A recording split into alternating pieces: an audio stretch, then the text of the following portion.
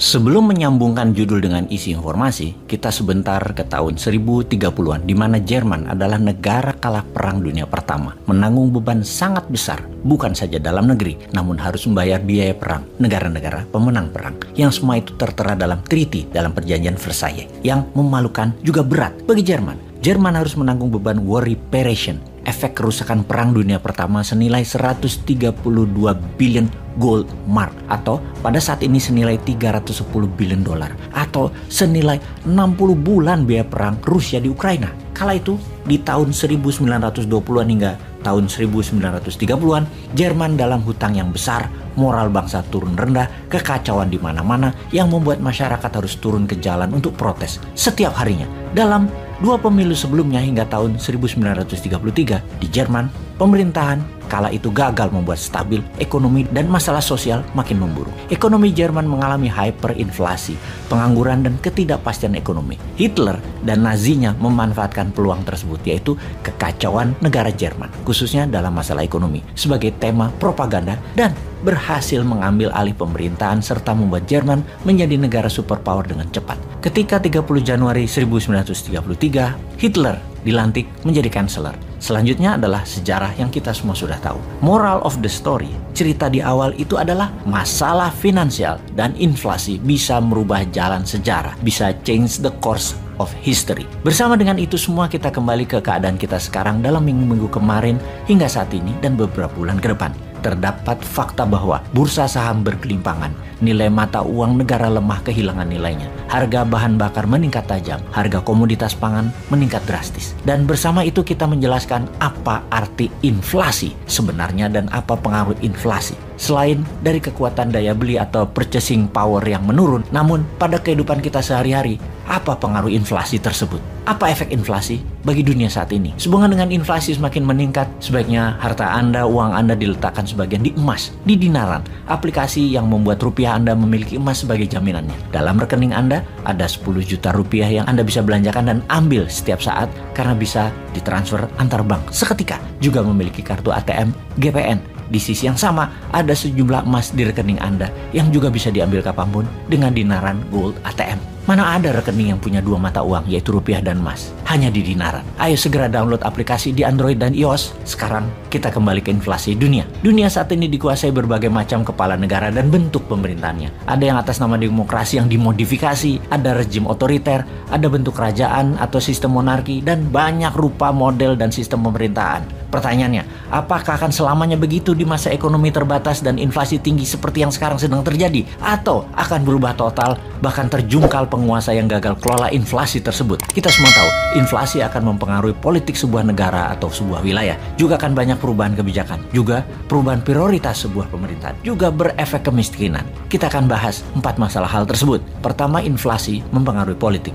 Inflation juga disebut sebagai the mother of political change, atau inflasi adalah ibunya perubahan politik. Seperti di awal video narasi kita ceritakan, post-war, efek setelah Perang Dunia Pertama. Kemudian juga di Indonesia misalnya, resesi ekonomi di 1996, kemudian menjadi krisis ekonomi di tahun 1997, di mana membawa krisis politik di tahun 1998 dengan tergulingnya pemerintah Orde Baru, dan sekarang perang Ukraina antara Rusia dan NATO. Efek pandemi 2 tahun ditambah perang yang lebih dari 120 hari di Ukraina confirm penyebab awal inflasi dunia sejauh ini. Bahkan yang memprotes agar perang segera disudahi dengan Rusia mendapatkan apa yang Rusia mau, yaitu wilayah buffer, Donbas dan Crimea, dan mendapatkan janji NATO tidak menambah lagi anggota NATO baru, terutama di perbatasan Rusia seperti Ukraina dan Finlandia. Sementara Amerika dan sekutu G7 kemarin mengatakan tidak akan berhenti perang hingga Rusia kalah atau mundur balik keluar Ukraina. Agaknya perang akan menjadi panjang, mengingat sebentar lagi dalam semester kedua tahun 2022, Oktober hingga Februari adalah musim dingin terdingin yang akan terjadi di Eropa Barat dan Eropa Timur. Mereka butuh gas, mereka butuh BBM Rusia. Ambiar itu Eropa kalau perang ini berkepanjangan. Kita kembali ke inflasi. Jimmy Carter ketika menjabat Presiden Amerika, beliau adalah Presiden Amerika yang sederhana, humble, petani, dan di zaman jabatannya, inflasi tinggi terjadi di Amerika. Harga makanan meningkat tajam dan harga bensin tinggi. Tingkat pengangguran terburuk dalam 10 tahun terakhir di zaman Jimmy Carter, ditambah drug kartel menguasai jalanan Amerika. Ujung-ujungnya, inflasi menumbangkan Jimmy Carter, diganti oleh Ronald Reagan dengan kemenangan telak. Saat ini, di Amerika, harga pangan juga naik 10% dalam 4 bulan terakhir. Harga BBM naik 8%. November tahun ini, Joe Biden menghadapi midterm election. Peluangnya adalah inflasi akan memukul Biden dan akan merubah jalan sejarah politik Amerika ke depannya. Kita ke India sekarang. Di tahun 2014, Perdana Menteri lama India, Manmohan Singh, inflasi India terburuk kala itu, sehingga Narendra Modi berkuasa dengan telak. Sekarang kita semua mengerti apa yang inflasi bisa lakukan kepada sebuah pemerintahan.